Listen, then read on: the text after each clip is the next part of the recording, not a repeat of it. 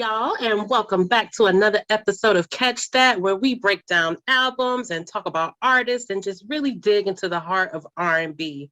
I am naturally Elise, and that's my bro. JR. And we are the R&B representatives. And today we have a wonderful guest by the name of Quencie. She is a writer and celebrity interviewer. And a little bit later in the show, we're going to get into what celebrity she got to really interview. But we'll get all into that in just a second. But welcome, babe. Welcome. Thank you guys for having me. I appreciate it. I love that you guys just really champion good music. And, so I'm honored to be here. Yay. So JR, Yeah. how about you tell the folks what we're going to be talking about today and why it's extra special that we're talking to Quencie about it. Okay. So y'all, today, as y'all can see in the background and everything, we will be talking about Whitney Houston's debut album right here. That started it all, baby. That started it all. But the reason why we are interviewing Quencie is not interview because this is a conversation, y'all. But we got her on the show because she interviewed Whitney Houston during the My Love Is Your Love era. And she sat down, and I must say it was Whitney's best interview, in my opinion. And I feel that way. I'm glad you're on because I can tell you now, this has been forever for me. So I can tell you, I felt like that interview, Quencie, it was very inspirational to me because that's how I wanted to sit down with my favorite and talk to them and have a conversation. Like it was like, it wasn't an interview anymore. You came in who you were. And that's what me and Elise like what we do with rnbreps. We are who we are. And you came in like, I'm so proclaimed. Like you came in like funny and came in with it. And it was just so inspiring. And I was like, yo, if I ever would want to be a journalist or anything, I would want to interview artists like that to make them feel comfortable. You know what I mean? Y'all went in that interview. Y'all talked about her vacuuming. Like that was just dope. You know what I mean? And I remember that interview like it was yesterday. And I literally watch that interview literally once a week. And maybe your things are going up because of me. Yes, because I'm such a fan of the way you did it and everything. I was just like, Whitney was comfortable. Y'all talked about the album. You talked about how you was influenced by her impact and everything. And she knew it was real. You know what I mean? Like it was real genuine. And I was like, oh my God, if I ever get the chance to tell Quencie this was back in 1998. Mind you, 1998, I was like, if I would ever meet her, I would tell her that I would want to talk to my fave like that. So when Chastity was like, yo, Quencie from from MTV, I was like, Quencie, are you sitting? No, not the one to interview Whitney. No. She was like, yes. I was like, yo, I call her the blueprint, yo, like she is. She's the blueprint. And she was like, yo, I'll connect you. And when we connected, I just lost it. And I was like, sis, we got to get her on here. I don't give a damn what album we talk about. We have to get Quencie on this show. And sis was like, yeah. Because you know me, sis normally know that I'm scared to ask. So she'd be like, will you just ask? Like, will you stop? And I was like, I want to get Quencie on the show. And she was like, have you asked? I was like, no, not yet. And she was like, he's like fake. He's like fake shy. But someone with so much boisterous energy and like such big energy, sometimes you get bashful. Because I've been a fan since that Fanatic interview. So to connect with you like that, and then now that we do rnbreps and we have people that came on our show, man, I was like, that's the kind of interview that I want. I want us to laugh. I want us to bug out. So yeah, sorry y'all, I did all my fan out. Yes, I fanned out, but Quencie, yes, it's so good to have you here. And the album she picked was the debut. So Quencie, tell us what made you even fall in love with Whitney from the first place? What made you fall in love with her? Well, I think it was everything. It was the voice. I remember being like I told Whitney, I was at my grandmother's house And I think my mom was picking me up and Whitney was on. And I think it was How Will I Know? I don't think it was The Greatest Love of All. I think it was How Will I Know? But my grandma's, it was wavy, like, shh, you know. Yeah. She didn't have that perfect cable at all. But yet Whitney's energy and the music, her beauty, just the whole combination just drew me, you know. And I was a kid, but I was like, who is this person? Who is this person who is just vivacious, got the voice, beautiful, just all of that. And from then on, you know, I fell in love with The Greatest Love of All. And I think at like maybe 12, I visited my aunt in DC, and she had a Whitney Houston poster. She had the album. I was like, oh my God. And she said, you know what? You can have all of it because you seem to be a bigger fan than me. Yeah, so it wasn't just one song. It was You Give Good Love. It was The Greatest Love of All. It was, you know, How Will I Know? It was all at once. I'm like, all these on one album from this one artist. Yeah, I was hooked from the beginning. Wow, that's crazy. Because for me, what I got into Whitney was actually How Will I Know? That's how I got into it, because my grandparents and my mom had the 12-inch vinyl single. Oh, nice. Right. So, you know, for me, my grandmother didn't really let me go outside like that. So when I wanted to go outside, she would be like, no, and I couldn't because my mom was at work. So my grandma would be like, no, you can't go outside. So what did I do? I would go through their records and I would just look through this. So nice. I remember taking out the How Will I Know, you know, cover and all that. And I was like, Whitney looks so bright. The colors were so bright. I remember her having the different colored socks on, the brown like boots, low cut boots, and you know, her hair and all that. I was like, yo, she looks extra bright. Like, okay, you know what I mean? So then I just remember putting it on and I said, oh, I know this beat a little bit. Like, I was like, that's how I, you know, get into music if I find something familiar in it.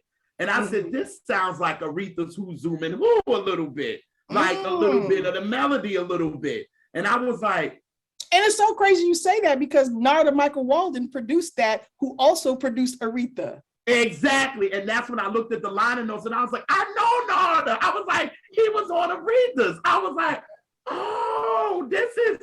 But then I was like, wait, I heard that voice somewhere before. Like, this ain't the first time I heard it. I was like, I heard this before. Mind you, I'm like, maybe about five. Yeah, about 5. Wow. So I knew for a fact that I was like, I heard this.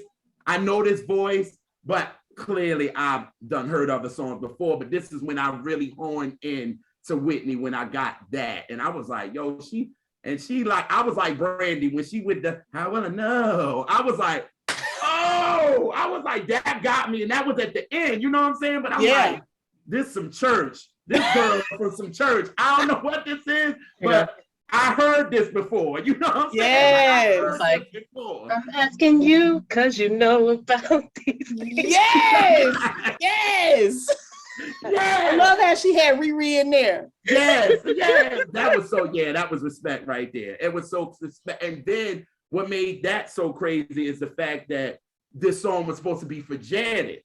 Janet is a favorite of mine. You see what I'm saying? So everything with Brian Alexander Morgan connected them dots, man. It connected them dots. And I was just like, oh, Janet was supposed to get this song. So then that's when my research started with Whitney. And it was like, and it went from there. And then that's why she's in my top 5 vocalists of all time. Period. Oh my goodness. Period. I mean, could you imagine Janet singing that song? Do you think it was not really, not now? Yeah, I can't. How you gonna start it like Whitney? There's a boy. Like Janet couldn't do that. Like, I love Janet, but no, baby, no. I love Janet too. Oh man. So I guess we want to get into this album now. Okay, all right, let's get into it. When we talk about the album, we get into each of the cuts. So okay, we can start this off. So we know how does the album start off? Y'all know the album for real. So how did the album start with? What we starting with? Oh, You Give Good Love.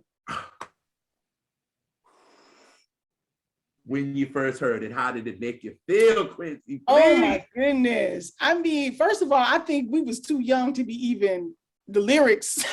You know what I'm saying?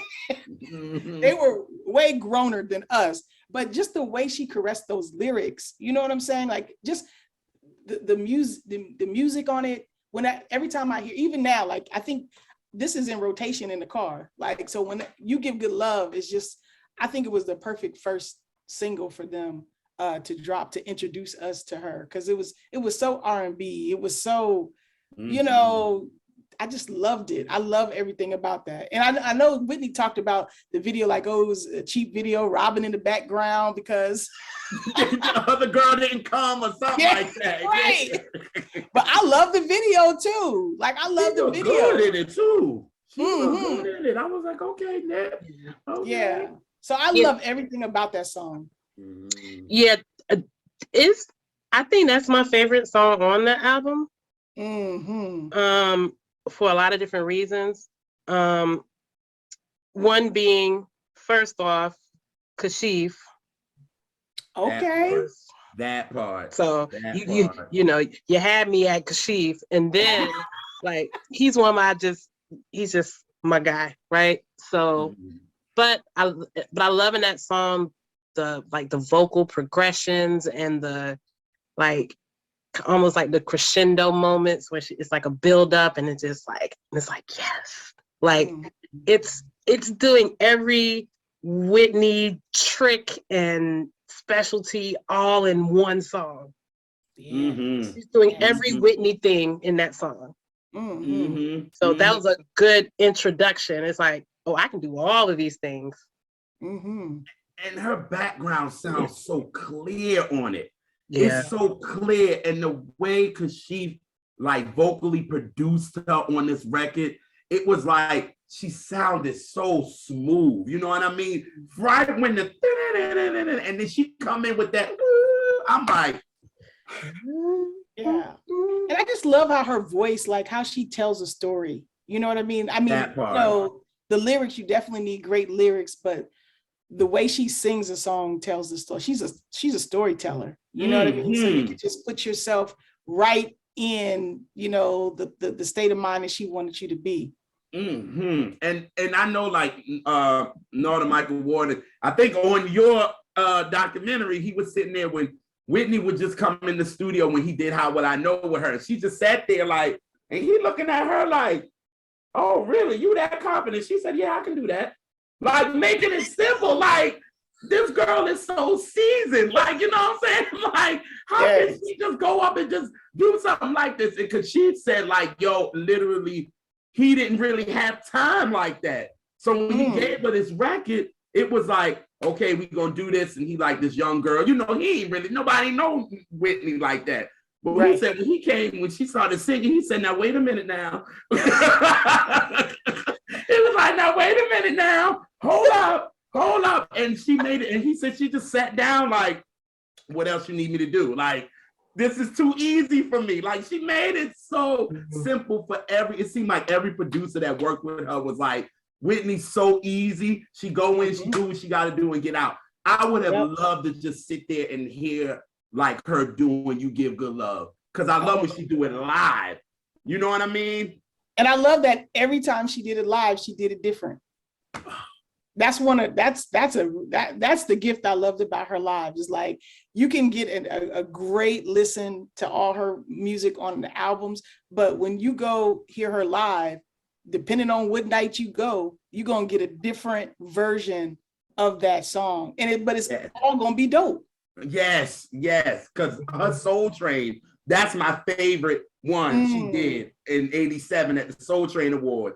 And let me tell you something, she walked on that thing with her little black dress and the little heels and walked up and was like, I'm about to eat y'all up right now. Like, that's like literally, even though You Give Good Love is so R&B-ish, on the Soul Train Award, she made that joint extra soulful, yo. Like the run she was hitting with it and doing all this. Like, I think I just posted a couple of days ago, just a part when she was, I think it was the second verse, and she was holding that C and then did a vocal run right after. I said, she's different, yo. Like, and it's effortless. I think that's what I Yeah. love too. It's just effortless. Like it's like she's talking. You know what I mean? Yeah. Like Whitney, it was a gift. You know what I'm saying? Yeah. But also just the training that she had with Sissy and growing up around Dion and being in the church.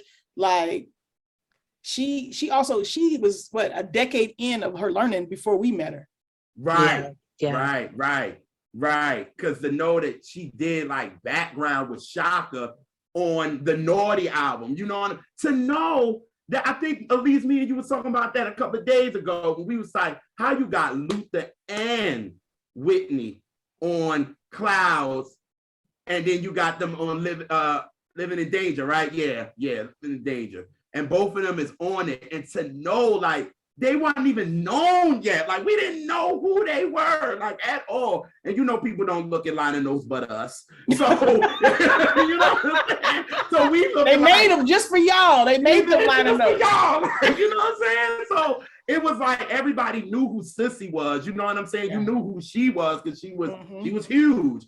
But Yeah. then you like, Luther, who the heck is this guy? You know what I'm saying? Like, Whitney Houston, who is this girl? Like, nobody knows. And to know what we got, it was just like, wow, that girl really was trained. And she came out in 85. She was ready, man. She was ready. And to give us You Give Good Love. And what's so crazy, I was looking maybe a couple of weeks ago, they really tried to do Hold Me as a single at first in 84, because that was on Teddy Pendergrass's album. Okay. So they tried to throw that single out there. Obviously, I guess to get her out there with, you know, with Teddy and all that. Then they tried, you know, Someone for Me. Oh, so that was okay. Yeah, You Give Good Love was the 4th single. Wow. I did not know that. Y'all learning me today. They tried those other singles, you know what I'm saying? And me and Elise talk about this a lot. Doing 80 and 84-ish was the experimental year. So nobody knew what to do. You know what I mean? That's why Whitney came in and made such a splash, because it was so different. You know what I mean? Vocally anyway. Yeah. But they was trying with Someone for Me. It was like, okay, this ain't working. Thinking About You, which is the next song. Thinking About You. I love it. It's Kashif. And like, you came in, me and Elise, what we say, sis, about Thinking About You? What Whitney doing on that record? She singing, doing her best Black singing. That's which I know that was Kashif saying, nah, go, like, giving as much as he knew, because you know you had Clive, but like he was trying to slip some soul. He's like, we're gonna make the production real commercial, but we're gonna have you just blackety black singing. We can ease you know she can do. You know she could deliver too. Yeah. Early. Yeah. That's why Kashif was like, you go ahead. I'm just gonna press play. You go ahead. You go ahead. You go ahead. And speaking of Kashif, oh God, I wish he was still with us, because that would have been my dream person to talk to and interview. Like, just love him. You love you some Kashif. I do. Just what he did for that period of music that was trying to find its way, and what he was able to do within there, and the people that he influenced, like, is like, that's a very special producer to me. So yeah. And for him to get nippy and to give her You Give Good Love, which really kind of introduced us to the world. You know what I mean? Like, because we didn't know Someone for Me. We didn't know, know Hold Me. You know what I'm saying? You know what? This and what happened with this album couldn't happen now. If you ain't hit, if your first single don't hit, they give you another chance with their second. But after that, it's a wrap, huh? It's done. If that don't catch on, if people don't get it right away, now today you can't do that. Brian even said that about SWV when he was like, yeah, Right Here didn't do what they wanted it to. But that second single had to hit, which was I'm So Into You. And once that hit, it was like, okay, we're going to put ourselves behind these girls. But one thing about Mr. Clive Davis, he put money behind Whitney. So he was going to get what he was going to get. You know what I'm saying? Like, he like, we going to listen. Yeah. Look, this girl is talented, but I done put some money behind her. You know what I mean? Yeah. So and I didn't know how important that really is. Like that he had her playing on radios. He had the radios, the mainstream radios running them records. You know what I mean? So that says something. As much promo and all that and pull that Clive had, that the first 3 singles still ain't hit. And they was pushing the shit out of it. Like you just don't know, like sometimes you just don't know what a hit is. Sometimes it don't make no sense with hits. Yeah. That's the chance you take. I don't even think he knew, because again, so you give good love to us. Because I guess you knew it was gonna work. I mean, come on, that is very R&B-ish. You know what I'm saying? Just like Whitney said, well, I tried to get it on MTV, but y'all said it was too R&B-ish. Oh, I love that interview with Whitney. I love that too. She was giving all kind. She was giving all kind of Whitney isms in that. I love what she said about Martha Wash. You know what I'm saying? I posted that clip on my Twitter. Yes. She said that dark-skinned child was singing. I was like Whitney was like, you see, even in her interviews from when she first started, you could tell she was just so like not shy, but she was like, I'm gonna be coy, I'm gonna be chill. Then you started seeing the progression after the media started really bothering her. When you said, forget this mess, but I'm Your Baby Tonight, it was a rap. Like, you got the Newark girl from the hood that y'all white people thought wasn't there. You know what I mean? So she was I think she was fed up after, that Soul Train, the booing after. I still breaks my heart that broke her heart. And you know what I mean? It may have been the reason we got I'm Your Baby Tonight, though. Yeah. Oh yeah. I think and they said, I think what's the name? Ricky Minor. He was like, he don't feel like she ever came back from that. Like as a because he said her own people was like, yo, you booed me. Like I'm trying to fight for y'all, you know what I'm saying? For us to get this crossover to the world, but y'all think I done sold out. And Craig Seymour, that we interviewed, he talked about it on his timeline. And a lot of people felt a little offended, but he was like, it wasn't even about Whitney. It was about the people that she had behind her. Like I believe that. Yes, it was like the promoters and the this and the that. It had nothing to do with Whitney. Nothing.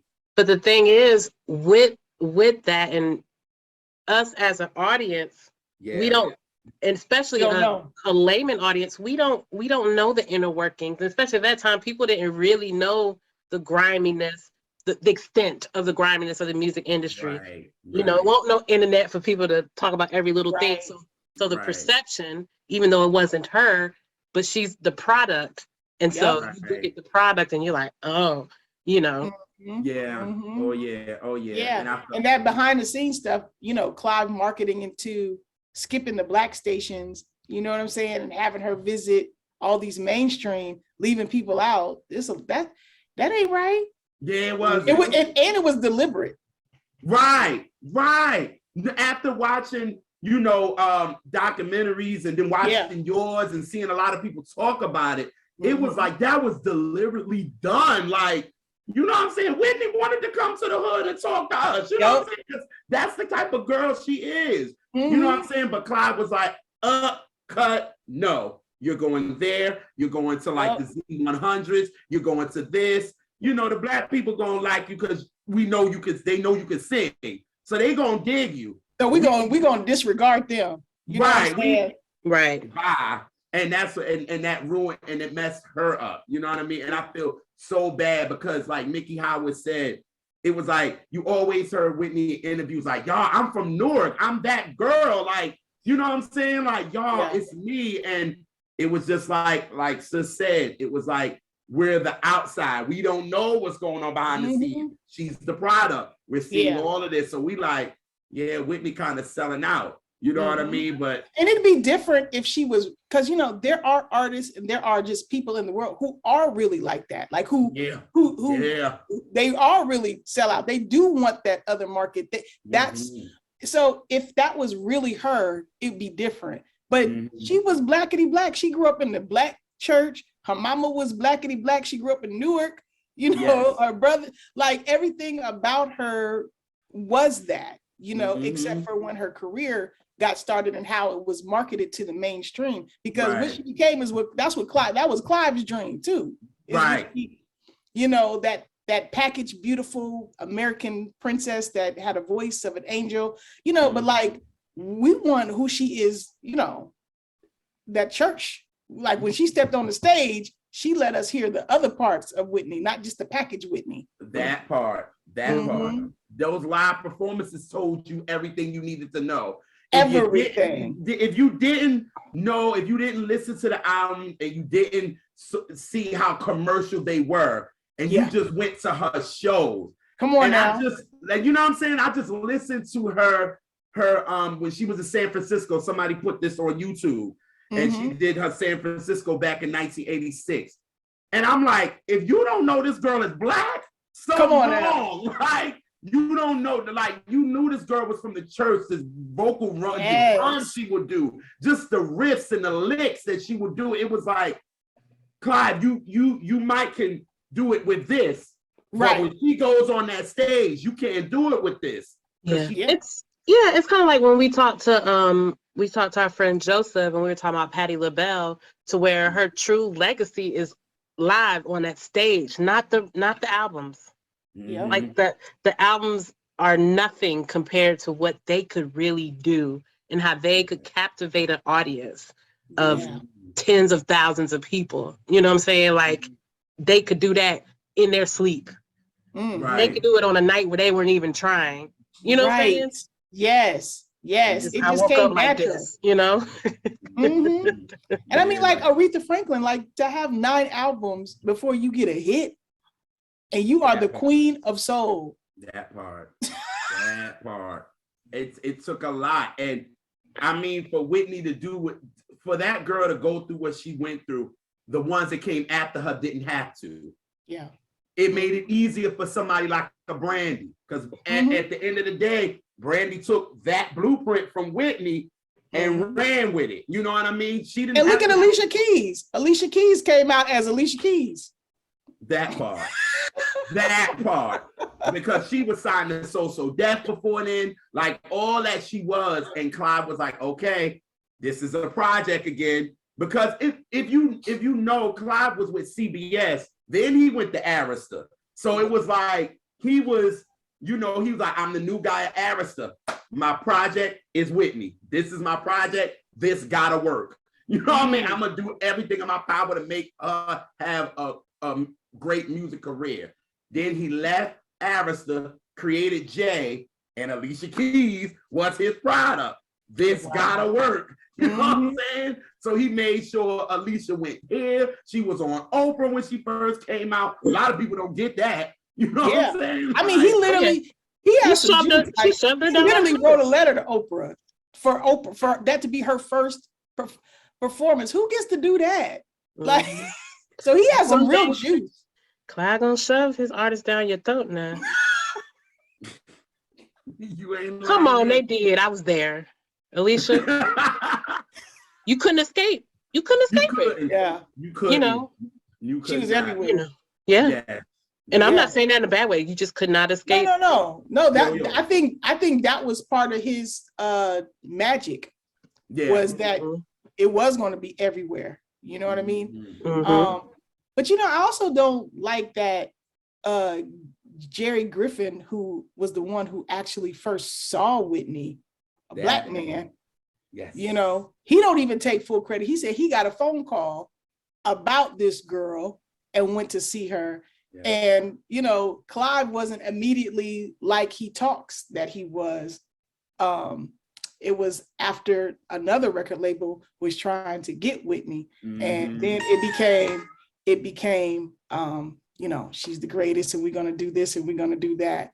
but it was some competition in there, and he didn't discover her at first. It was Jerry or Gary. I don't know how you pronounce it. It's Jerry. It's Jerry. Okay.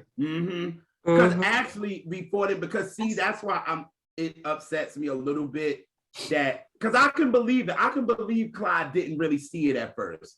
I can believe that. I can believe that he didn't see it at first. Because that's a very man ego thing.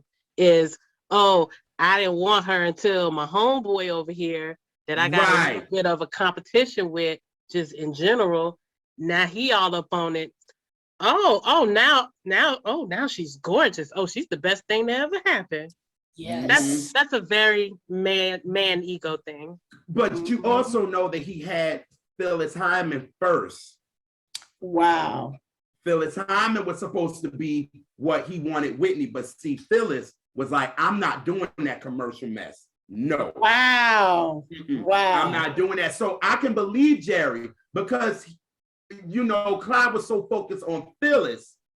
You know what I'm saying? That was his focus right there. But then it was like, once Phyllis said, talk mess to Clyde, she was like, I ain't doing this. You can go about your business. Leave me alone. Love it. I love Phyllis. Yeah, I love her. And she's like, I'm not crossing over to them. I'm not going to dumb myself down for them. She wanted stuff like what the late great James and Two made, like, you know how to love me. She wanted those.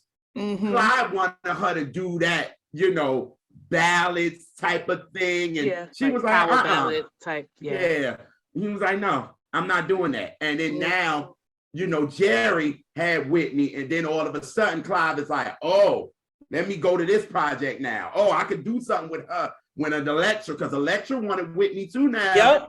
It was a bin war with Whitney. It was like, Electra came in like, we want her. Clyde said, oh, y'all gonna come with flowers? I'm gonna come with flowers too. Like, that's when this stuff started happening. Like y'all said, it's that male ego that happened. It was like, oh, somebody really interested in her. Let me. Oh, all of a sudden I heard her do the greatest love of all. And it's like, oh, she dropped to my knees. But in an interview that Whitney did, what's her name? Jane, white lady, Jane something. I didn't like her because she was real shady. And Whitney knew what it was. If y'all look back, it was in 1985. It's this interview. And was it the Today Show, Jane Pauley? No, that's her. That's her. Okay. I did not like her. She was very condescending in that interview. Very like, if y'all watch it, you can tell. Look at Whitney's eyes. She like, oh, this bitch. Okay. All right. I see where this is going. But I got it. But you know what? I very seldom like when people that ain't us interview us. It's never, for one, they're not culturally, they're not on the cultural wavelength. So it's like, it's no connections they can make because they don't know the culture.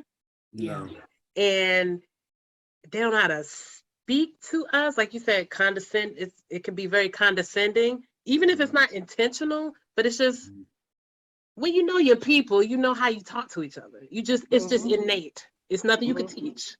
And so it's weird to me when it's not us interviewing us, it's usually not interesting or it comes off condescending. And she called her a struggling artist. That's what? Yes.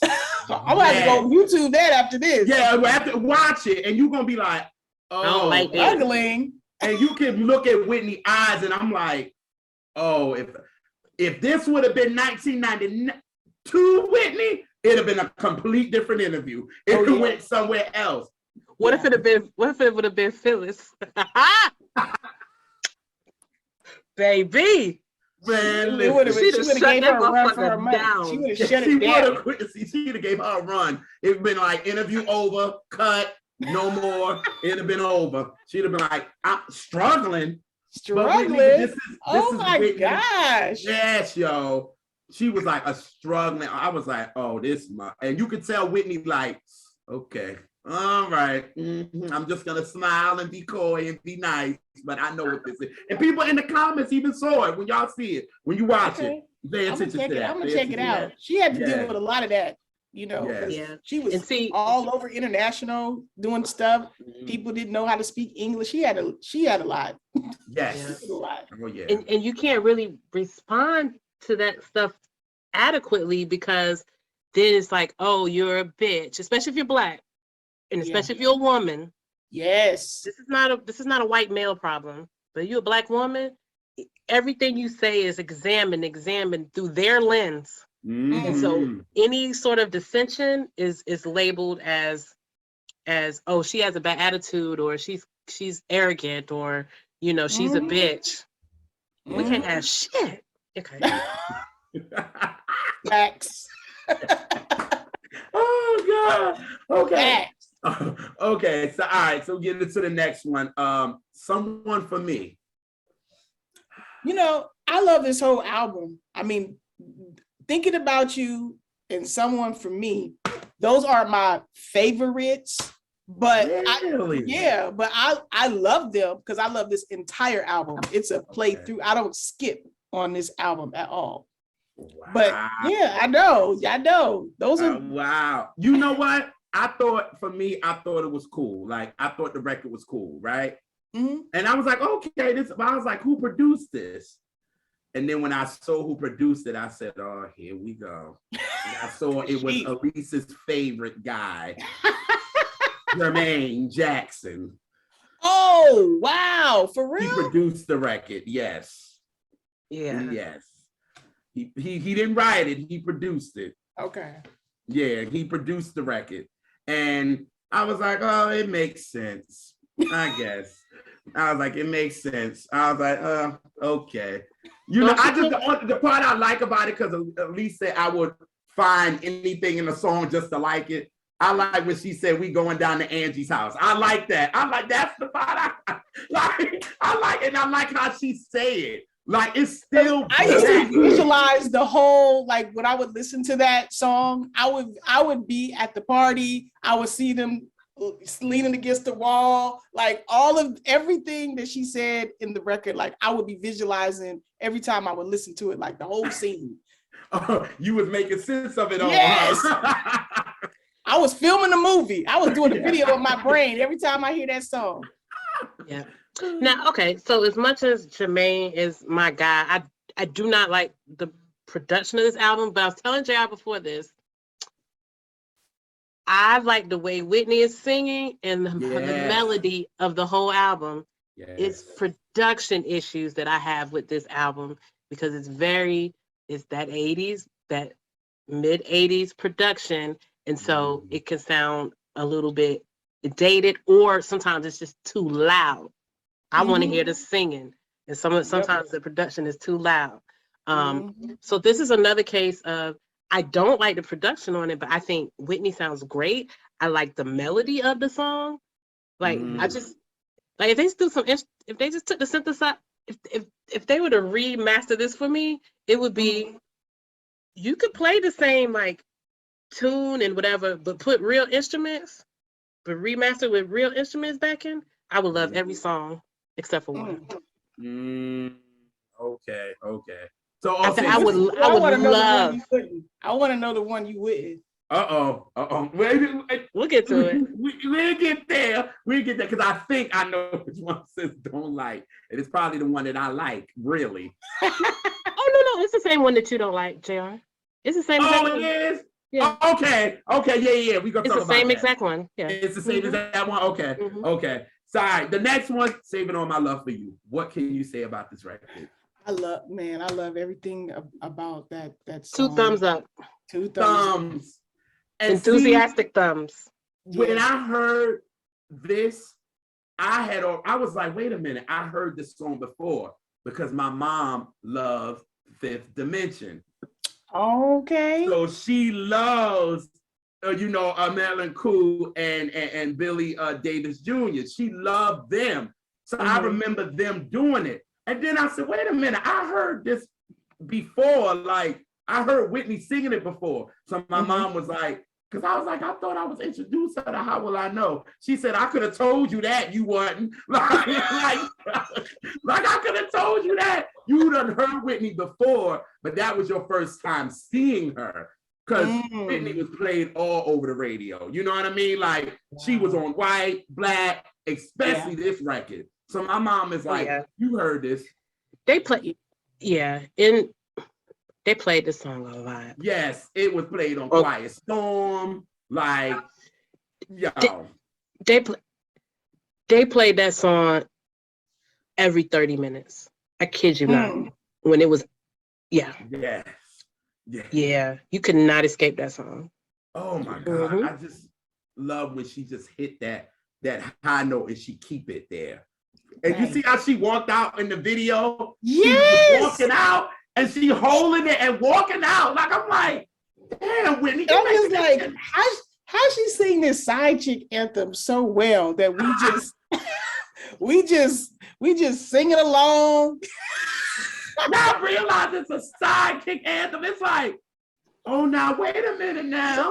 I want to know. Why it seemed to take people so long to figure that out? It's not hidden at all. It's very to the point. Yeah. Like from the first line, a few stolen moments is all that. You know what I'm saying? Again, I'm just listening to the voice. Whitney sounded amazing. Yeah. So that's what I was focused on until I got older. And I was like, Whitney had somebody else, man. Wait a minute. In the video, they laid it out too. They didn't. Right. It was straightforward. Right. But she still just looked pretty just doing it. Like, you know what I mean? Like, she did. I'm like, how did she just, and even when they interviewed her after the funeral, and they interviewed her, because Aretha wasn't at the funeral, but they did it when she had first died. And she said, when she hit that note, she said, oh, there goes Sissy Baby. Wait a minute. Like, wait a minute. That's Sissy Baby singing like this. I know she can hold it like that. Oh, she's gonna be a problem. That's when Aretha was like, okay. Like, you know, she was like, I just remember seeing her as a baby over there in the studio, not really paying attention to her, but she was there. You know, that's Sissy Baby. But Sissy Baby hitting that note like that, oh, she's singing for real. Like, when you got the Queen of Soul saying, you got the Queen of Soul. Come on. Wait a minute now. Uh-oh. Who can sing anything? And you know, Riri don't just be giving out compliments now. So when she gives you a compliment, she meant that thing. Yes. Because she'll compliment your dress before she compliments your voice. Okay? Beautiful gowns. Beautiful gowns. Great songwriting. Beautiful gowns. I'll pass on that one. Thank you. She ain't handing out compliments if they fake. Trust. Oh, no. Mm-hmm. Oh, God. But yes, I love saving all my love for you. Oh, and that's just like every other thing. When she sings it live, it's different every time. That's a gift, yo. Like, how do you? But my favorite part of that song is because of how sassy she gets when, cause tonight. That's my favorite part. Like, I just be waiting to get to that part. I'm like, okay, here we go. All right. And she give it to you on stage too. Yes. And then you would see her leg and start moving. Yes. You know Nippy about to come too. Like, it's like, oh, she about to hit it. And like I got like 3 favorite performances when she did it in Japan. Oh, I love that version. I love it when she did it in Japan. I loved it when she did it on David Letterman. And it's just her vocal. That was a classic. Was like she killed it. But I must say, my favorite has to be when she did it in 1994 in South Africa. Oh, see, I'm gonna have to go see it. My third one would have been on the Welcome Home Troops. That is right after David Letterman for me. That is right after that for me. Because I love when the reason why I love the 94 version, because she adds a part into it. She was like, keep it in warm. Like, she added, and the background vocals come in, the vocalists come in with her. It was just like, and that's when, you know, this is the time where the media was really being shady with her 94. And she came with this South African thing and said, I got something for y'all, and sung it down. And then you got the critics. oh, Whitney was amazing. Whitney was great, but y'all was ready to bash it. She would have came out wrong, but she said, I'm gonna let y'all have it. And then leave, and then she sung Home at the end. Like, huh? Home in Africa. How about that? Home in Africa. Catch that. Catch that. Like, what? She like, don't ever doubt me. Don't you ever doubt what the gift that God gave me. You know what I mean? So I love Saving All My Love for You. I just, and it's and then of course. What Elise was saying about, because tonight is the night, her favorite part, and that Welcome Home Troops, she really go in on that line right there. And the crowd goes crazy. They go crazy. Yes, they do. Yes, they do. But y'all, I must say my favorite part of this song, because I love horns. For real? Stop it. Stop it. And I love how Tom Scott from the Blues Brothers is playing this solo on it. But then I love when she did it on the Grammys, because y'all know Clarence Clemens played the horn during the Grammy performance. It was like that horn to me. Shoot, the horn could have just had one part and I wouldn't have cared. Don't hate her. You a hater. You are a big hater. I see it all over your face. You're a hater. But never denied it. But I love the horns on it. It's just so, even though it's a sidekick anthem, it's so sexy to me. Like, it makes the song sexy to me. Even though it's a sidekick anthem. I know. The way she sing it, she just transport. You singing, say, I'm saving, yes. Okay, yes. Hey, I might like your man, but okay, it don't matter to me. Okay, you know what I'm saying? Like, I'm saving it all for him. That's right. Whitney was like, there it is. Oh my God, yes. It's a classic, though. It's a classic. Yes, it is. Yes, it is. Yes, it is. All right. So, what's next, bro? Okay. Nobody Loves Me Like You Do. I like it. I do like this. I like when they did the performance together. Whitney still had the short hair in the video, and she still had the little curls, and they had the little white outfit on, and you know, Jermaine was there. You stop it. You stop it right now. Don't do that. And this is not just because of Jermaine. I really love this song, actually. But again, don't let a production. But I love how they sound together. Yeah, I mean, you know, I like the song lyrically. I like it. I like the melody of it. Oh yeah, because you know when she did it live with her brother Gary, when they killed him when she was opening for Luther. How funny is that? She opening for Luther. That's crazy, yo. Like just to see where them two came from and to see where they were at. It was just like, wow. But he told her, "You gonna be the best singer of all time. I'm telling you that." And she said, "I still had a piece of paper when he told me that." That's so beautiful. That's so beautiful. Oh, you know, and Luther said he was the president of the Sweet Inspirations fan club. Yes.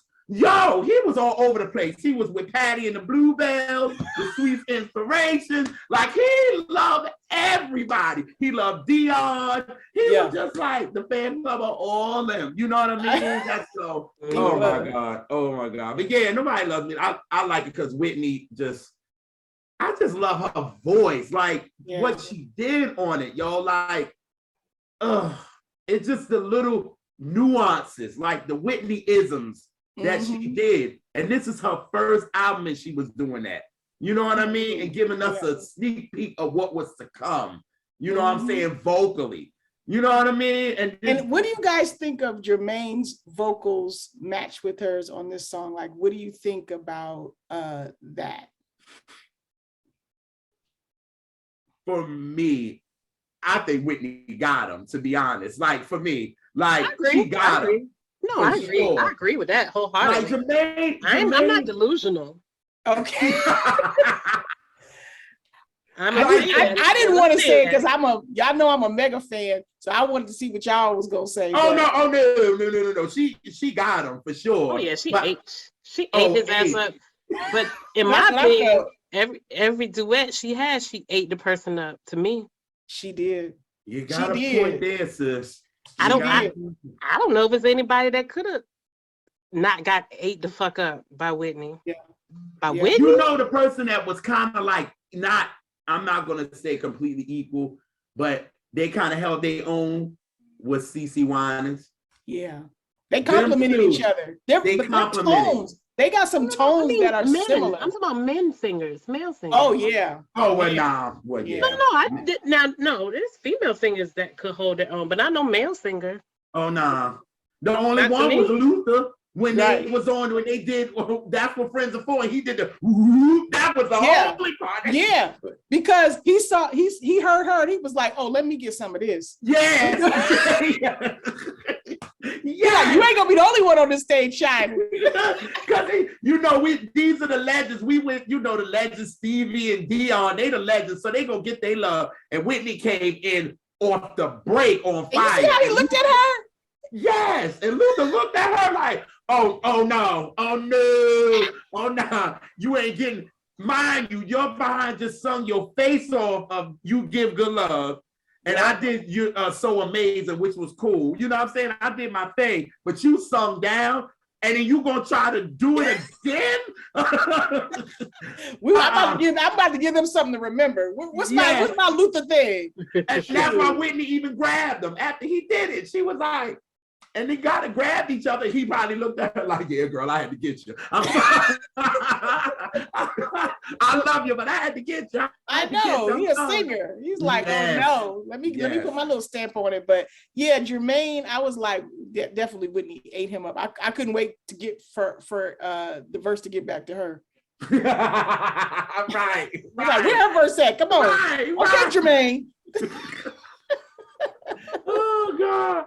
Okay, so then we go to How Will I Know, which that's how I was introduced to her. And it's so crazy that Whitney really didn't like the video, according to Robin, right?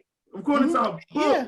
Whitney didn't really dig the video. Like, she was just like, whatever, do what you want to do. I'm tired. I done been touring all day. I'm tired. We got to do this video. We in Europe. Like, do what you want to do. I don't care. Like, I don't care. You know what I'm saying?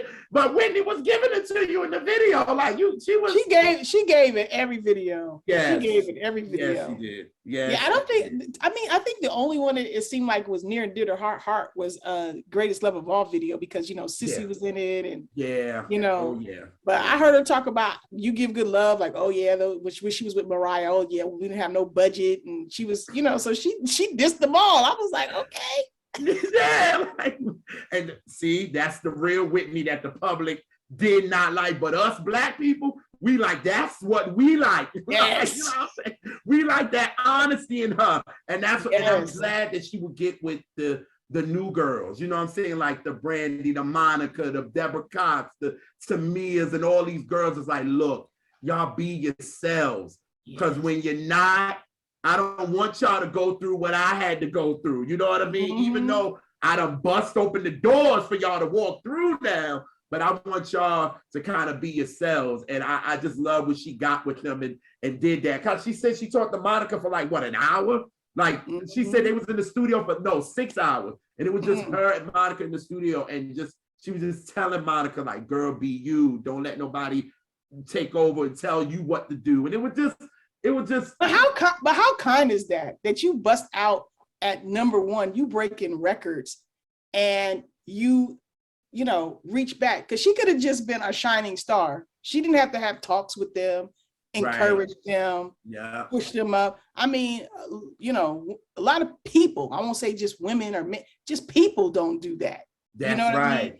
And she's at the top of her game. You know what I'm saying? Like, she did. That's one of the things that really, one of the many things that I loved about her is that she didn't have to, but she did. And she did it consistently throughout. Yes, she did. Yes, she did. She didn't, she was a real chick. And I wish that they didn't always want her to be the princess all the time. Like, let the girl breathe. Like, you know what I'm saying? That's why, to be honest with y'all, me and Mom was talking about it earlier. I actually dig being Bobby Brown. I'm sorry. I like the show because it showed the honesty in them. They showed how human they were. They had a cookout. That's what we do at a cookout. We get our drink on, we eat, we talk mess with our family and all that. It was Whitney being normal. Right. But they like it was a train wreck. No, it wasn't. Yeah. Whitney was being who she was, and she was, I mean, you know, Bobby and her going through that other stuff, whatever. Right. But at the end of the day, it was like she was being who she was. Come on. But that was, I think it was more because she was so packaged to mainstream as the Black princess that anything outside of that, you know what I mean? Like if they could have had it their way, she would have married Kevin Costner. You know what I mean? That fit their idea of Whitney. Whitney loved Black men. Like she was trying to, not just Black, dark. Like she, you know what I'm saying? Whitney from I'm just saying, like what Clyde presented to the world, it just wasn't who she really was. But that's who a lot of America bought.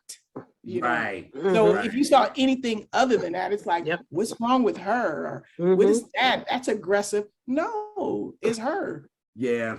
Oh yeah. And see, and this made me think of another thing with Black artists that we don't get that white artists get is white artists can go be a train wreck, but then they get to have redemption. They don't give us redemption. If you fuck up, that's it. Yeah, and that's the narrative they're gonna go with until you leave this earth. But all those famous rock stars and all them, and they went on their benders and when I say bender, I mean 10 and 20 year benders, and then they come back and they have a reunion tour, and it's like, oh, this redemption story, yay! Yeah. And they present them differently. Like they tell their story differently. You know what I mean? They use different words, and so the narrative is of a full-fledged human being who had trials and tribulations, but the artistry is we don't get that. Yeah. So I'm in agreement with you. Yeah. And we ain't even gotta do nothing big. Right. One small indiscretion. Yeah. Because if you look at just all of our top people in the 80s, you talking about Black, Whitney, Michael, Prince, all that. Once they do one little thing, it's all of a sudden now, they're a problem. Then they start finding every bad thing about them. And the narrative now switches. They're no longer the good ones. And they find every piece of bad thing about them. And they, it sucks that we don't get what they get. They get a better redemption because, come on, like, speaking of with Whitney, and she came out with I Look to You, this was a new thing for her. She done came through some things, like she went through some things. And you would think that everybody in the public will kind of get behind her because from 2002 what that woman had to experience and deal with, and thought everybody would love up on her, but the media made it worse and worse. And it was like, she like, y'all, I didn't know my own strength. I'm giving y'all, I'm telling y'all my story. Right. And y'all don't care. Now it's all the stuff that was in the media for the past 7 years, y'all still throwing it in my face. But I'm trying to be different. But that would have been let it would have been like a Barbara Streisand or something. Oh, she got herself together. This is great. Go to her tour, all this kind of stuff. But Whitney couldn't get that. And it bothers me with a beautiful gift that woman had. And for the media to really shun on it like that, it makes me mad, to be honest. Yeah. That's why, again, Quencie, your interview was great because you came in there with no malice, no nothing. And this is My Love Is Your Love era where Whitney had to deal with a lot during that era. So you came in there like, girl, you one of the home girls. Like, let's talk. You know what I'm saying? Like, I don't give a damn about all that stuff that bluff. I didn't. Yeah. And I like that you said like with no malice, because one thing a lot of, and then this is a thing for R&B representatives that I was very vocal about when me and JR started, is we're not here for the mess. If whatever your personal life is going on, unless it is directly tied to a song of yours that we are talking about, and you have said that you wrote this song because you went through this, then we ain't touching on that. Right.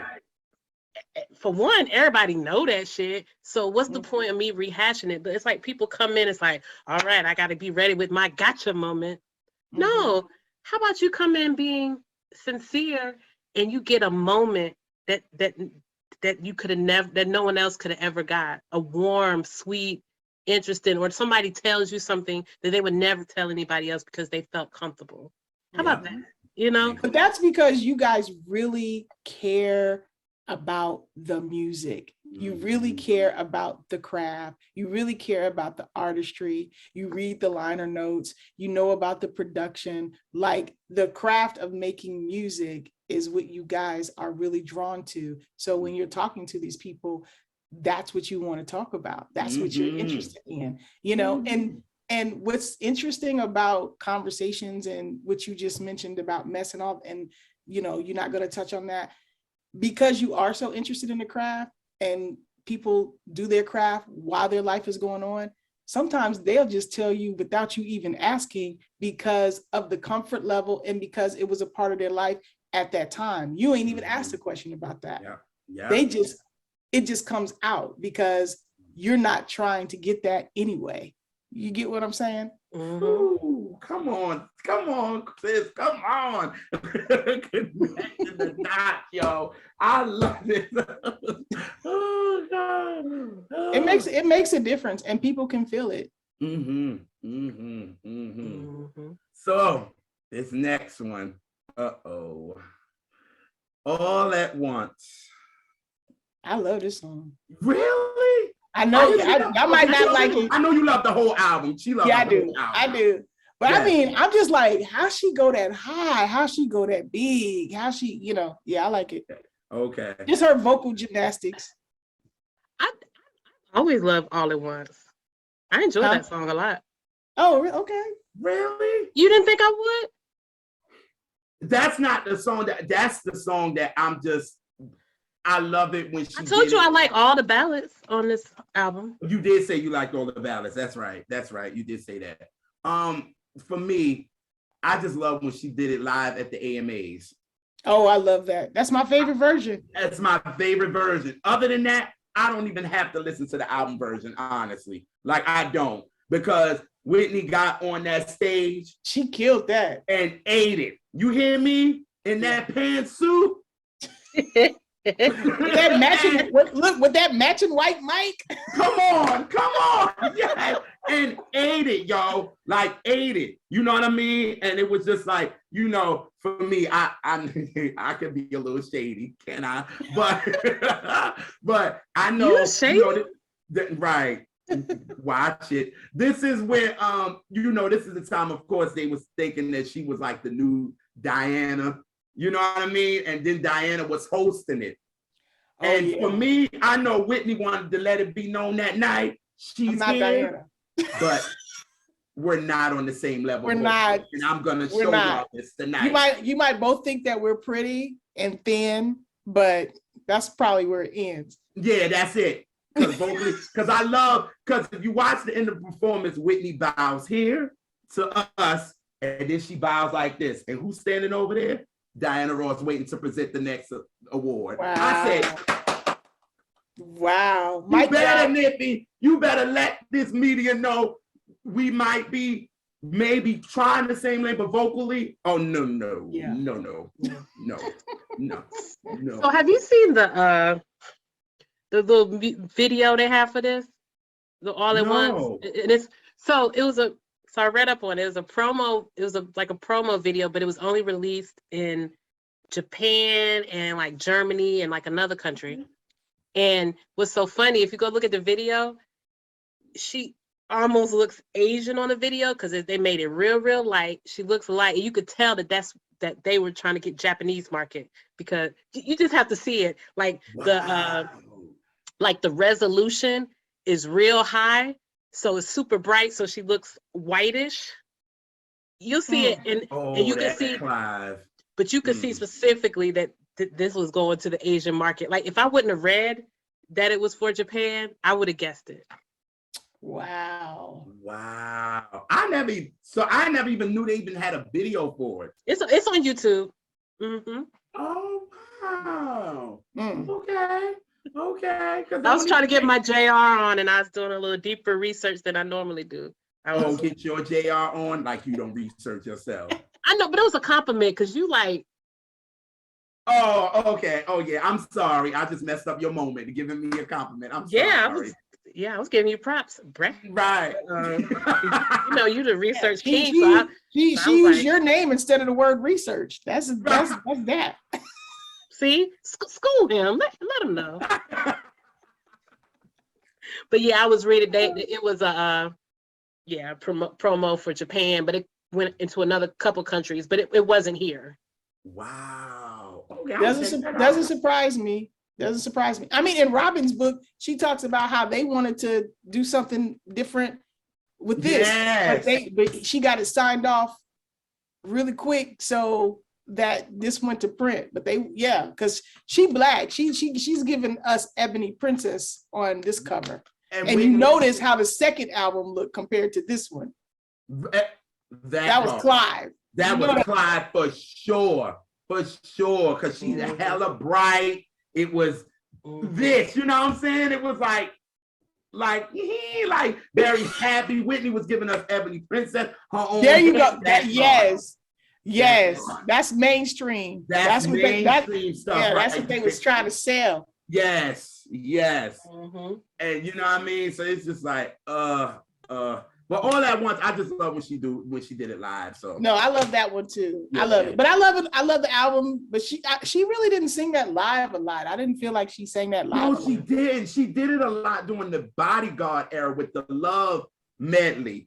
Okay, she would do it a lot of times. Like if she was overseas, like not here, she would do it. She did it like South Africa. I think she did it in Italy. I think she did it over there because I think they were selling all at once over there. And not really here. So she would do it over there, but over here, she didn't perform. Yeah, because I didn't really remember, Well, let me tell y'all something real random.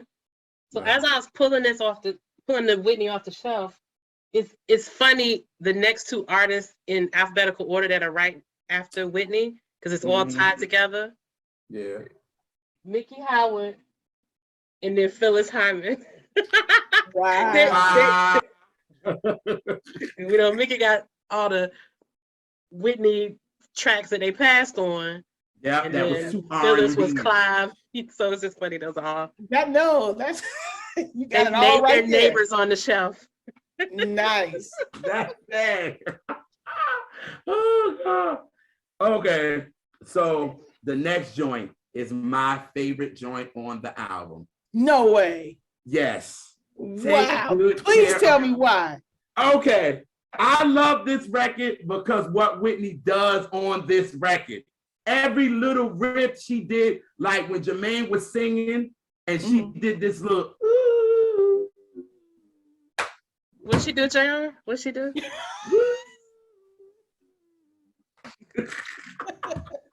I ain't doing like that, but that little piece right there, I always, when I'm listening to this album, I go back to that part like maybe 5 times before I can really finish the whole song. Like that alone, it's like, and it's an up tempo, and that to me, Jermaine and Whitney sounded that chemistry on it to me. Yeah. And it was an up tempo joint. I was like, oh, like I love this. Like I remember when I got it on cassette, right? And I'll be in my room blasting or whatever. My mama be like, will you turn to the next song, please? I'll be like, Mom. And you stuck. At least know I'm like that too. Like I will play a song over and over and over. Even after you tell him that you really dislike the song and not to play it again, and he runs it back. I'm never. This is hypothetical.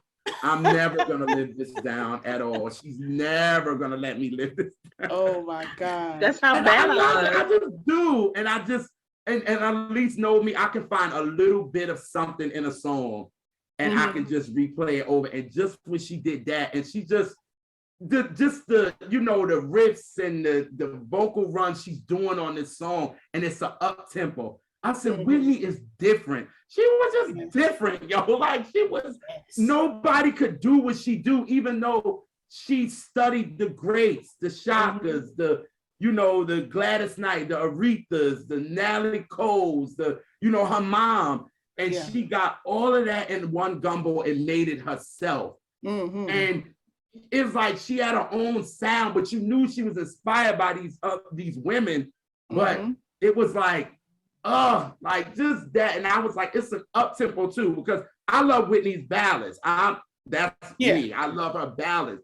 But it's crazy that an up tempo is my favorite on this album. Crazy. I love it. I just had to hear why. I mean, what I love about her doing duets, I mean, specifically with Jermaine and stuff, is like, Whitney, like she could just eat you up, especially Jermaine vocally. But because she's such a good, like she match her, she's still Whitney, but she doesn't ever overpower you. Like she gives the song what it needs to be given with her flavor, of course. But you know what I mean? She's not, you could tell when she sings, she's not deliberately trying. She's going to give you Whitney, but she's not going to just overpower the other person.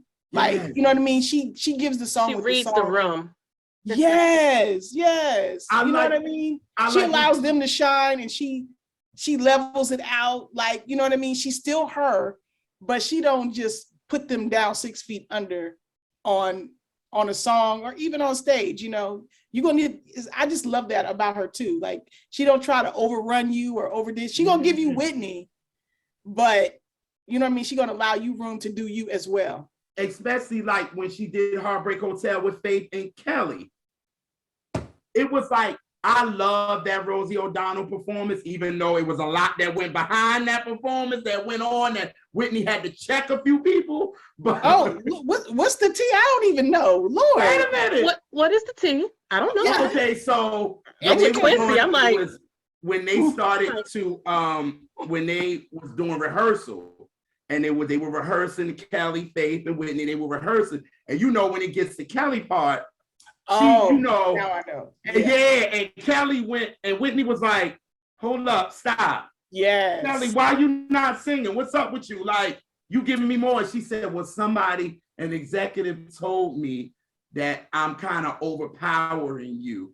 And she was like, wait, who told you this? Who told you this? And she had to get this Arista executive removed, because she said, don't you dare let nobody tell you how to sing. That's why in the performance you can hear when she said, sing it for me, Callie. And like, girl, sing. I'm not, no. Yes. Do you. You know what I'm saying? Right. I don't want you to feel no type of way, because I'm going to give you me. I want you to give me what you gave me. And I picked you. I picked you for this record so you could give me Kelly. Like, I want Kelly. That's why I want you on the record. That's right. And I think Whitney was smart enough to realize, no matter how great somebody sings, it's still not me. They're doing them. I can't do them. Yeah. Whitney can't sing like Kelly. Kelly can't sing like Whitney. They're two different. They're two different types of singers. Right. They ain't trying to do what each other doing. No. Were they inspired by each other? Because I'm sure Whitney was inspired by her in some kind of way too. Yes. Yeah. But there are singers. But there are singers out there who compete. They don't. They don't serve the song. They trying to compete vocally out to do. And so I love that she never felt insecure in that way. You know what I mean? She served the song. She let you shine. She brought Whitney to the table, but she didn't need to outdo you to let everybody know that she could sing. She already knew that. Exactly. Yes. Well said. Well said. That's why she's the greatest. Yeah. That's the next song. The greatest love of all. Yes. Greatest love of all. Like that's an anthem right there. That's something that we should have been singing as a little kid. and understanding it the older we got. It's still relevant today. Lyrics matter, you know? That part. And you know that I knew, like, I thought that this was Whitney's record. Like, I thought she did it. She was the first one to do it, all this. But then the research in me knew that George Benson did it first, knowing that Linda Creed wrote it, because I know that Linda Creed wrote the record, and I know her from being part of Philly International, which is a favorite of mine. But she wrote songs for like the Stylistics, which is Elisa's favorite group. And they're not my favorite, but he's being an asshole right now because he doesn't like the Stylistics. You don't? That's my mom's favorite group too. Oh God, no. So he's being a jerk. Because he's not a good person. It's just what it is. But I love you. Then when I heard George Benson's version, I felt like George Benson's version was more emotional, and I felt like Whitney's was more inspiring. Whitney inspired you while she was singing Greatest Love of All. You know what I mean? It felt like to me that George Benson was singing it was like an emotional moment for him. You know what I mean? And it had to be because it was on the Muhammad Ali, The Greatest. You know what I mean? So it kind of had to be that, I guess. Yeah. But then when Whitney did it, she just did it. It was like inspirational. Like you just thought that you could, like you said, when you told her, you felt like you can reach anything. Anything is limitless. Like you could just, anything you want to do in life, you can do it. And she made you feel it when she did it. I just loved it when she sung it. It really didn't matter. Like, and again, she did it differently every time she sung it. Yes. You know what I mean? Like, yes. And I thought it was so great that even though George Benson did it for the Muhammad Ali, The Greatest, she sung it for him for his birthday in '92. Nice. That's right. That is my favorite performance of it because you can feel the soul in the record. Like Whitney took it to church, even though she does she sings it, then she sings it over again, but you don't care. And even Muhammad Ali had to get up and just hug her after she sung it. Like, you know what I mean? Like, girl, I love you. Yes. I'm Iron. I know I'm the greatest. Yes. Like, you know what I'm saying? Like, she made you feel that. And it was just like this song when I first saw it and her at the Apollo and everything. It's just a moment, and it became her song. I'm sorry, George, but this is Whitney's song. Well, I don't ever have to hear this song again in my entire life. I could have stopped hearing it around 1989. Because, like you said, they played it. I know they played the heck out of it. In fact, the only version I want to hear. Which one? Randy Watson. Oh no, she didn't. No, she didn't. No, a sense of pride.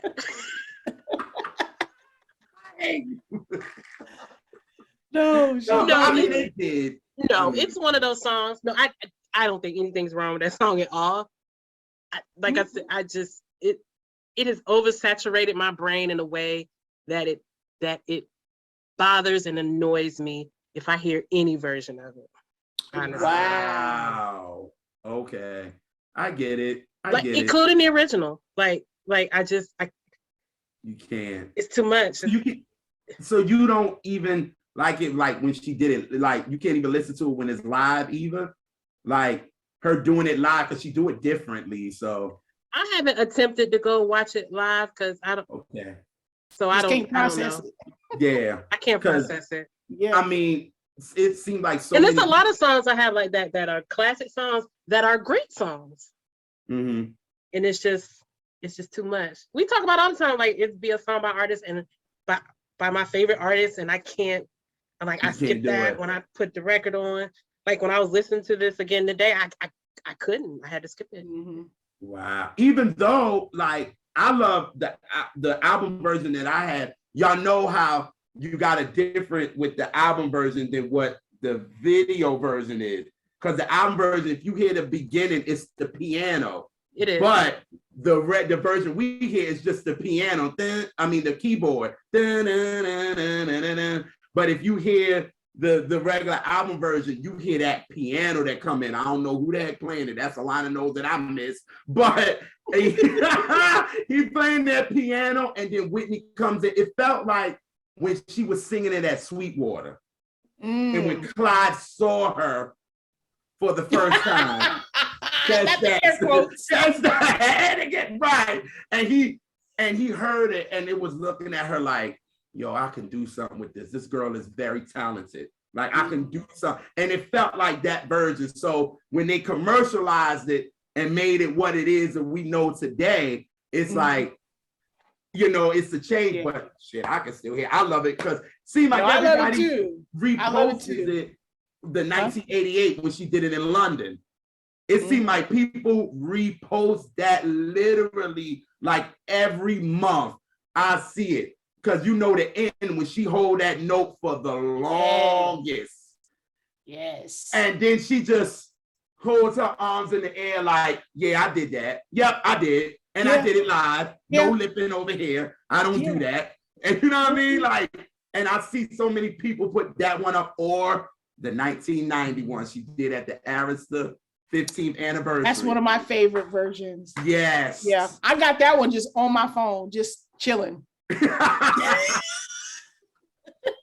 because my mom said she remembered that night, and she said only you remember of that night with it being on TV. You just remember Whitney doing I Want to Dance with Somebody, and you remember her doing The Greatest Love of All, and people talked about that for days.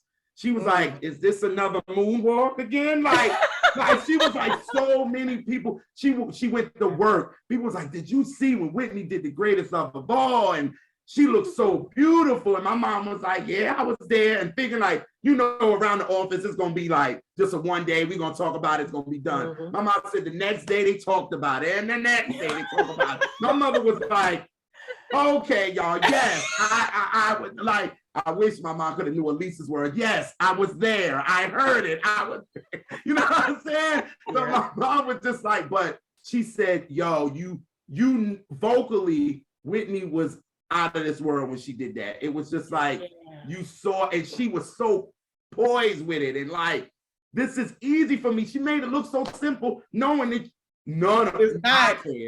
I can't do simple.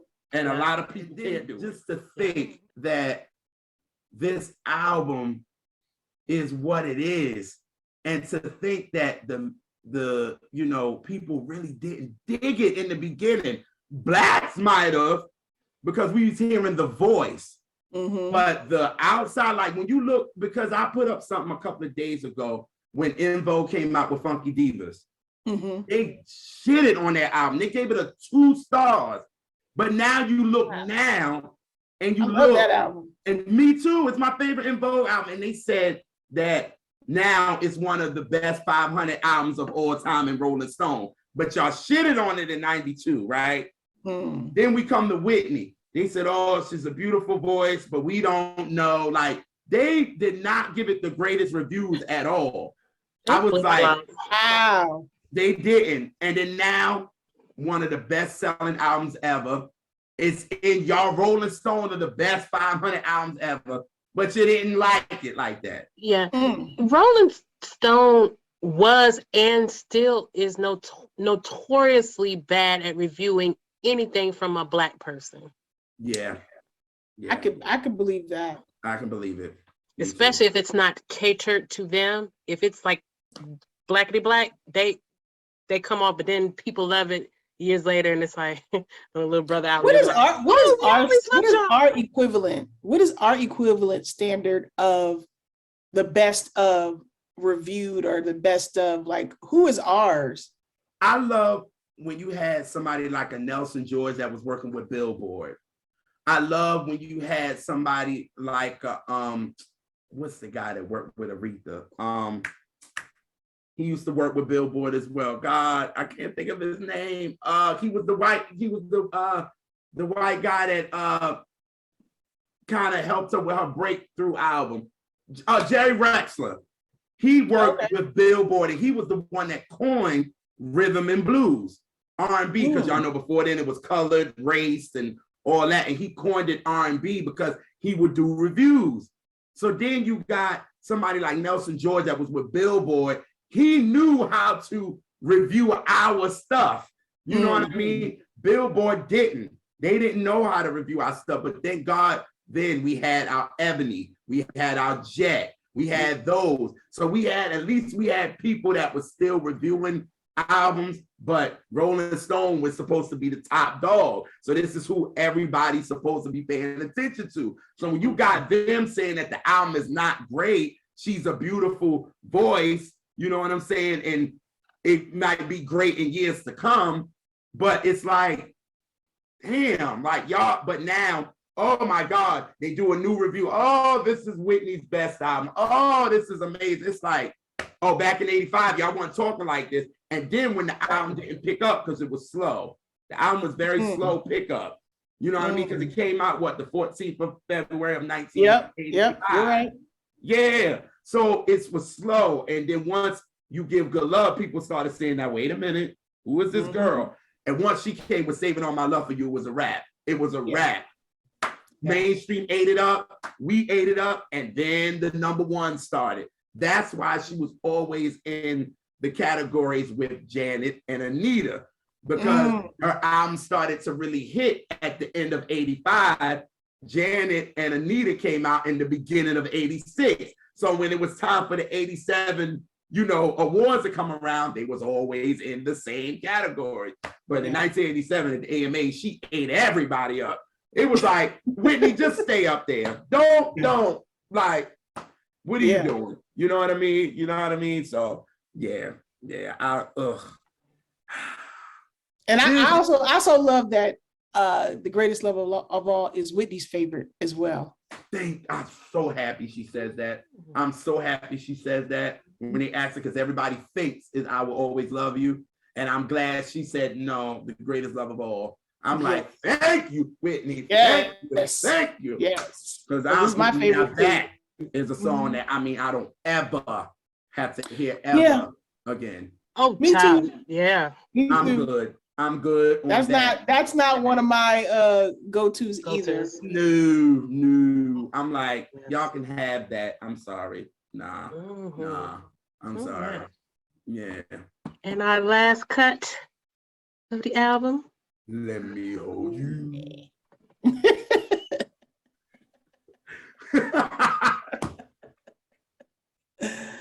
Yes. Hold me. Whitney just singing, yo. That's all I think about that record. That little girl was singing, period. Yeah. And that was the first single. And that was the first single. I didn't know that. And I do remember them playing that on the radio. Really? But after Whitney got so big, I forgot about that song for a long time, because they did play it. And I don't think in my brain I was even thinking it was Whitney, because then all the other stuff came out and blew up. And so I had kind of forgot about that little song until a little bit later, you know, maybe 10, 15 years later of going back. I'm like, oh, they did play that. Yeah. And she never really did that live a lot at all. I think the only time I saw when she did it live was a rehearsal that she did in like 87. That's what it was, right? And it was a rehearsal and she sung it. And I'm like, damn, Whitney never did that song again. It's like you kind of knew the songs that Whitney was like, I'm gonna give, I ain't do like Someone for Me. No, she ain't never do that no more. Like we said all at once, she didn't do it a lot over here. No, you know what I mean? Hold Me, she didn't do. You know what I mean? She wasn't teaming up with Jermaine to do your favorite either. No, that's what I was about to say. She wasn't doing Take Care of My Heart no more. Like you knew these songs, she was like, y'all gonna get the first album with it, and that's it. Where I know.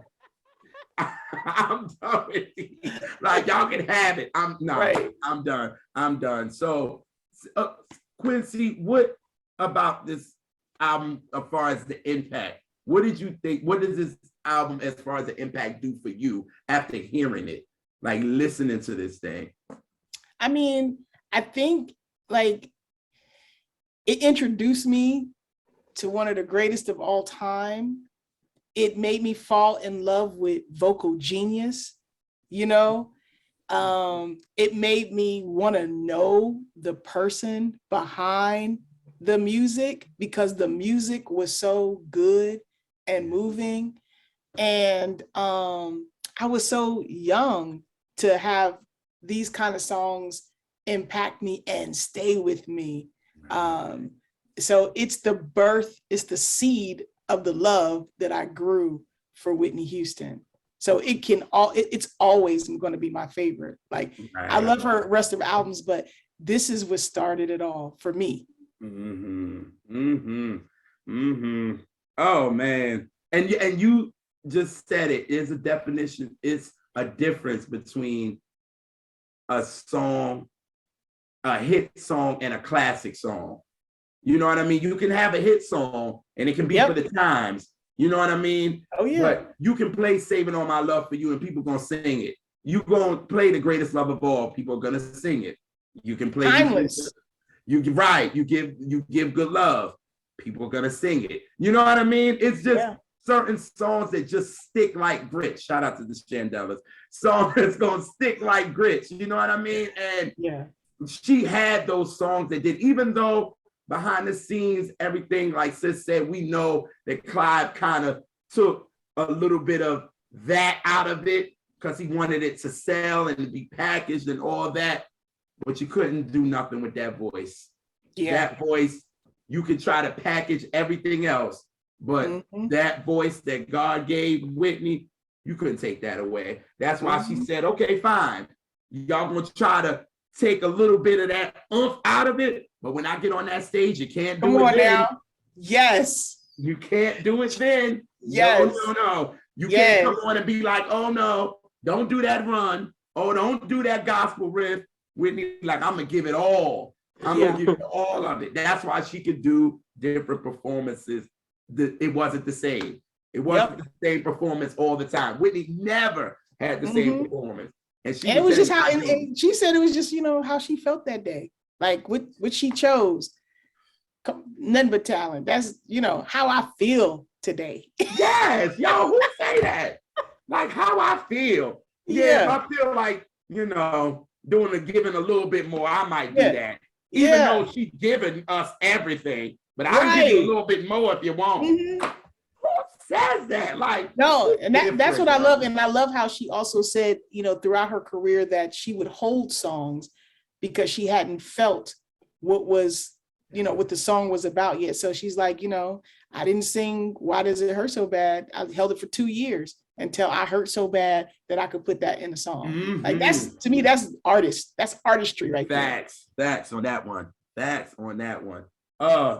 This joint, so what? 13 million in what, 2 years? Like, that's why she should have won Album of the Year, but that ain't my business. I ain't big on the Grammys anyway. So right. I mean, at least she did get an Album of the Year with The Bodyguard. I mean, they had no choice but to give her that.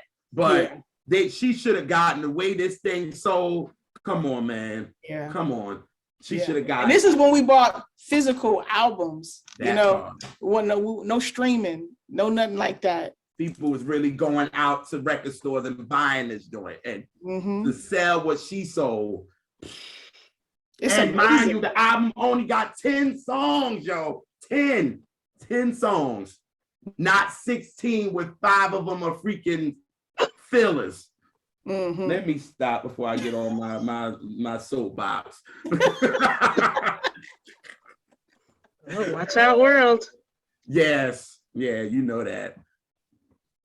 All right, so we have reached JR. I swear to God, I will come through this computer screen.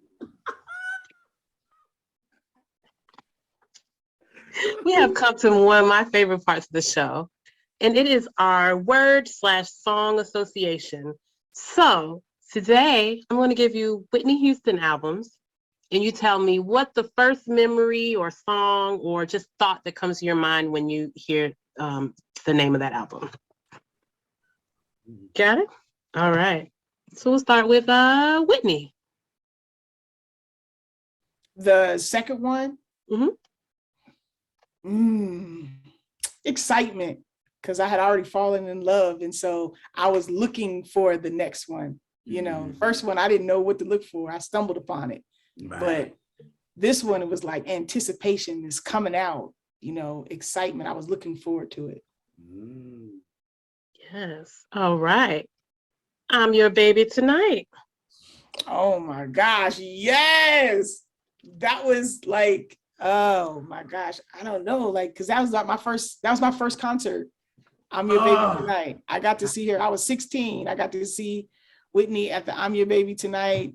So I'm trying to think of a word. I don't know. Or a song or a memory. Number. Shoot, just hype because of that. At that concert, she when she came out, I had on a jogging suit. I made sure it was like bright, like it was like almost neon, because I was like, oh, she gonna see me. It was, you know, like JR's glasses, you know. And when I came out there, I jumped out my seat and we danced together for a half a second, you know, like she pointed at me and we did a little jig. Yeah. So just memorable. Like that was like, to be a teen, my first concert, to wear something so whatever, but like, I don't know, memorable, iconic, I don't know. I wanted to ask y'all, do y'all think vocally when I'm Your Baby Tonight era, that was kind of Whitney at her best?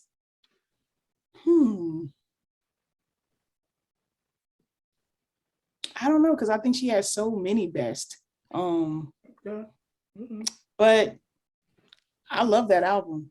I love that album. Do you feel like it was her best? I do, because I think that now she was comfortable. She wanted to do what she wanted to do, and she was letting it flow. You know what I mean? Like she was just letting it flow, and it was like, I'm singing, and she was doing like, come on, like them B cuts with, you know what I'm saying? Feels so good, and dancing on the smooth edge, like, woo, like you can tell she was just like, she was skating. Whitney just like, I did that, yo, like she was on a cloud. You know what I'm saying? Like, I feel where you coming from. Yeah. And then it was like, I'm driving this bus now. Right. I want to do what I want to do. Right. Sorry, I had to add that in. I'm sorry. I wanted to ask you. I always wanted to ask you that for real. I'm sorry. Yes. I'm sorry. I'm messing with words, association and stuff. I'm sorry. You're fine. It's your show too, brother. Right. The Bodyguard soundtrack. Iconic. Like there's just no other word than that. That was just iconic. That is, in my opinion, like the pinnacle of her singing for me, of how it makes me feel. I agree with you. I relate to, and maybe it's more than just the, you know, her voice. It's like I relate to the interpretation of the songs. I relate to the songs. I don't know. I was old enough to get it, you know. Like, and that's when I really was examining music and all that by then, because by then I was a teenager. So I could really, you know, get the heft of it. And so that was like the pinnacle for me, where just everything came together. Because it all, besides I'll Always Love You, they're all songs that I can go back and play, and they don't feel dated to me. They still feel like they could come out tomorrow to me. And guess what? She only got 6 cuts, and that's what sold the whole freaking album. Yep. You talk about 10 on the first one. She only got only got 6 on that one. And anybody else who on that album is still eating off of that album. That's right. Because of those 6 songs. Them 6 songs. She had the whole first side. Listen, to this day, I never flipped it over. I couldn't tell you what else. I couldn't tell you the other songs on there. Yeah, there was an artist on there. I'd have to look it up. there was a radio interview that somebody did with Whitney years ago, and she wrote a song that was on that other side, and she thanked Whitney because she said she was able to buy her parents a house because the album sold so well. Wow. And she was thanking Whitney, like, without you, because she's still getting residuals from that. And she's like, I was able to retire my parents and put them in a nice house because of the song that I had on The Bodyguard. That's how much it sold. You know what I mean? Come on. That's like dope. Dolly Parton has that song specifically in her will because it's so lucrative. Like she has a special place in her will for The Bodyguard song. Wow. Damn. Woo. Okay. Yeah. I would release on this about ching. All right. Okay. Another soundtrack, The Preacher's Wife soundtrack. Because we got a real Whitney fan, so I know you know. Yo, yeah. Like, to me, that was just like a gospel hug. Like, you know what I'm saying? That was roots. That would be my association word, roots, like her gospel roots. She got to do what she loved, even though it was for a soundtrack, she got to sing the songs that made her Whitney Houston. You know what I mean? Oh, yeah. Yeah. And then, last but not least, we'll go to my actual favorite Whitney album, My Love Is Your Love. Oh, well. Love that album. I know. I love that album. I love that whole era. Like, I loved her hair. I loved her clothes during that era. Like, I love how free she seemed to be. Like, and the music was so good. It was produced right. All the songs were arranged right. She had the right guests on there. That album was it. Yeah. For me. Oh, yeah. Oh, yes. And to work with Missy Elliott and Rodney Jerkins and have faith in Kelly, Lauryn Hill, like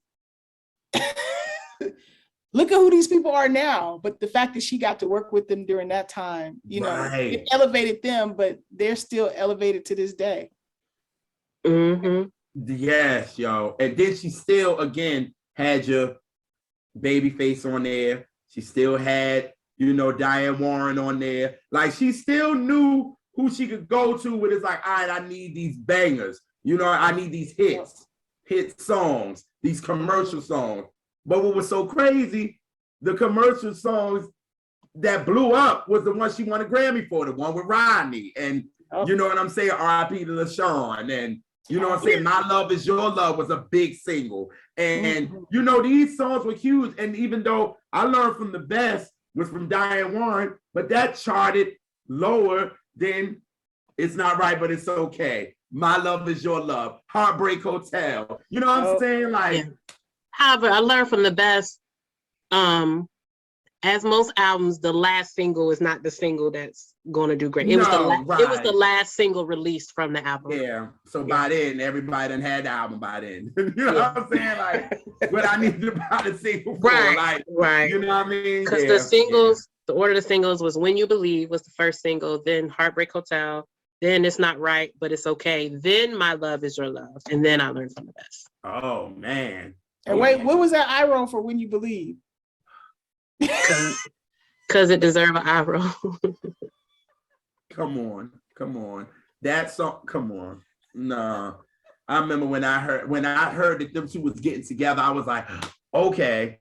You know what I mean? Because Whitney done got together with the Queen of Soul and they gave us It Isn't, It Wasn't, and It Shouldn't Have Been Made. Fine. Well, Aretha said that in her book too. She said, I read her book and she was like, it was a mismatch. It really was. Like, it was so kiddish. Like, you got two powerful vocalists. They didn't need a song like this. Like, no, that was one time, Clive. You got it wrong, like completely wrong. I wish that song would have never happened. So when it got to Whitney and Mariah, I'm like, okay, everybody thought it was this feud. Cool. We gonna get it wrong. Babyface is a part of it. He worked with both of them. I'm like, we gonna get great. And then when I heard the song, I said, really? This? And I think I think they sound fine, and I don't think they were like competing. Like I think the voices were compatible. It was the song. It was a song. It was a dry song. But me, JR, remember women and women duets, they don't curl all the way over for us. But you know who did do a great duet with Whitney? Her and Deborah. Ooh, I like that. Oh yeah. Yes. That Same one cast, different. Same cast. Yeah. That was like same a script, different cast. Yeah. Yes. Oh I my love that God, song. man. Them two, they got it in. That was a record. But I bet you can't name 5 female duets off the top of your head that you like. Not. But you could Absolutely think of a female and a male together. You could go boom, boom, boom, boom, boom. But for two women, you got to research. Absolutely. You could come up with 5, but you ain't gonna think of them off top. No, I can't. I'm not gonna do this on this. Remember, we did a radio show about that, and we couldn't find 5. That's what I'm saying. To put in a segment, so we had to throw hip hop in there. Yes. Yes. So there was a lot of Missy and things happening. Yeah. Yeah. There's a lot of Missy and Lil Kim in that section. Yes, that part. Oh man. Oh, but yes. Oh, that's it.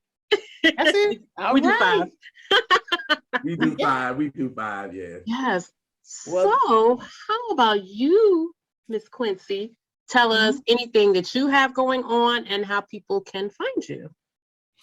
Well, I do Studio Q interviews where I interview people. They can find me on Studio Q TV on Instagram. You can find me on Studio Q TV on Facebook. You can hit my website up, quencie.com, quencie.com, and just check out some of my interviews. Please. The promote you that you do. Say that again. The promote you. Oh, the promote you. Oh, yes. I just started last year. Well, probably 2021. Last year, I started posting a lot of TikToks because I was on TikTok a lot, and because of the pandemic.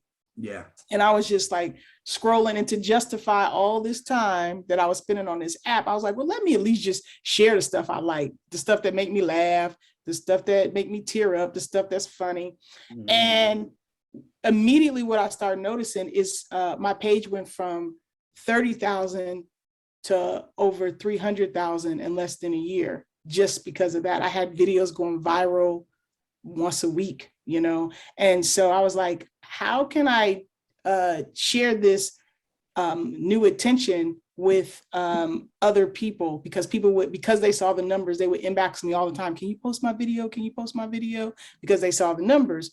And so I came up with this idea to promote you on Studio Q. So if you have a project, if you have, anything that you want to promote, a new single, catch that show, anything that you got going on, you could come on and I'll do a segment with you, and you just promote it. So if people email me, I do it once a month, and I do short interviews with people just to promote them. And then I put it on my page, it's on my podcast, and it's on my YouTube channel. So I do it once a month, and I've been doing it. So I think this is going to be the last time I do it for just anybody. I think just anybody. Next is going to be if you subscribe to my page. Right. I'll do that because what I've realized, it takes a lot of energy and everything. And so if I'm going to do it, then I want to do it for a special group of people. I hear that. I hear that. I know that's right. That's dope. Yes. That's like you said about Whitney reaching back. Yeah. Because I just didn't want a popping page. Like, it's a lot of Black female, 70% of the people that follow it are Black women. And, we got businesses and stuff like that. So I just come on, promote it, take that clip where you're talking about whatever and put it on your social media channels, and hopefully it can push you. Yes. Nice. I love that. Yeah. Yes. Well, thank you. You are such a joy. You are fun. You have a great Oh, smile thanks. too. Thank you. Oh, thank you. Oh my God, this was so amazing. Like, I'm gonna be smiling for the rest of the week. Like, Aw. I I'm so honored. I did not know that backstory about you and Fanatic, and I didn't know all of that. You know, like I said, it was a very. Listen, I tell this to Chastity, and she's sick of hearing it. So she was like, "You better." She was like, "You better tell her when you got her on, because I'm tired of hearing this." I said, "You know I am," and I know Elise was like, "I know she's gonna do it." So go ahead. I'm glad you did. I'm glad you did, because you know I love that interview was that it connected with other people, because it was such a, even though it was public, it was such a personal, you know, experience for me. And even though it was an interview, it really just felt like a love letter to Whitney. Like I just wanted to tell her how much I loved her. It was just an opportunity to say thank you. And again, that was just when you want to chill out with your favorite artist, and you hope you get that. You know what I mean? And I was like, I want to sit there and I want to talk to mine, just like Quencie talked to Whitney. And I want that. And they have a good time. They hug. And Whitney was like, yo, she family. She didn't even sign your thing as she didn't say friend. You know what I'm saying? No, she was like, yo, you family. Like, it's crazy. And then you saw her after that. And, you know, to see her the day before she passed too. And how you said that happened. And you weren't even supposed to really be there, and y'all got the clearance before, and she spotted you and was like, whoa, like she was like, wait a minute, and grabbed you in that hug. And when you said in your doc that, you know, that it felt like that was the last hug, you were supposed to get that. You were supposed to get that, you know what I mean? But I was grateful, because there's so many people who loved her as well. Yeah. And, you know, who would have wanted to give her a hug if we knew? Nobody knew that she was leaving the planet in 2 days. So I just feel blessed that my story actually had a beautiful ending, you know? Yes, indeed. Yes, indeed. Yeah.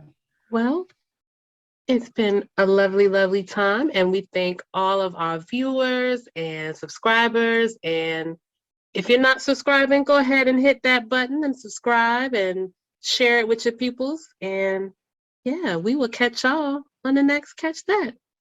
Yay. Thank you guys for having me.